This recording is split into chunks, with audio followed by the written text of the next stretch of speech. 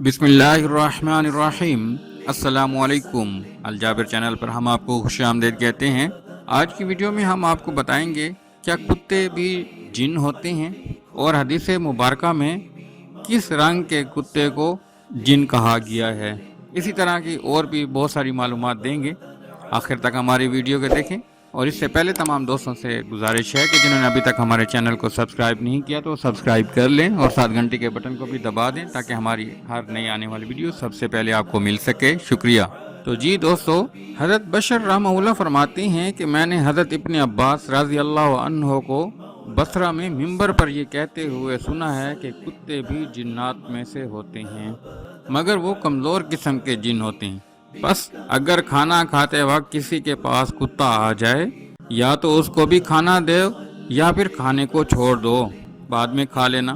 اسی طرح حضرت علی رضی اللہ عنہ نے اپنے دوستوں سے پوچھا کہ تم جانتے ہو کہ جنات کیسے ہوتے ہیں؟ انہوں نے کہا نہیں۔ آپ نے فرمایا کہ شریر کتے جنات ہی ہوتے ہیں۔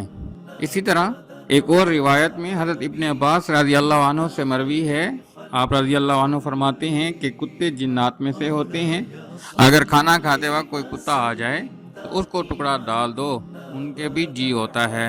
حضرت ابو قلابہ رضی اللہ عنہ حضور صلی اللہ علیہ وسلم سے روایت کرتے ہیں کہ آپ نے فرمایا اگر کتے ایک امت نہ ہوتی تو میں تمام کتوں کو مار ڈالنے کا حکم کرتا، مجھے اندیشہ ہے کہ میں ایک امت کو ہلاک نہ کر دوں، البتہ ہر کالے کتے کو مار دو کیونکہ وہ جنات میں سے ہوتا ہے۔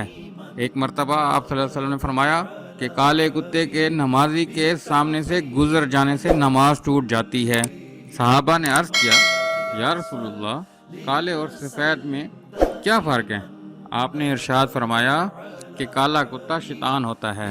ایک اور روایت میں آپ صلی اللہ علیہ وسلم نے ارشاد فرمایا کہ کالا کتا شیطان ہوتا ہے اور شیاطین عموماً کالے کتے کی شکل میں آتے ہیں، اور اسی طرح کالی بلی بھی شیاطین سے ہوتی ہے کیونکہ سیاہی میں قوت شیطانی زیادہ اثر کرتی ہے اور اس میں حرارت زیادہ ہوتی ہے۔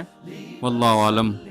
اللہ تعالی ہم سب کو اپنی حفظ و امان میں رکھے اور سچا پکا مسلمان بنائے، اور کل قیامت میں تمام مسلمانوں کو جنت میں اکٹھا فرمائے۔ آمین ثم آمین۔ شکریہ۔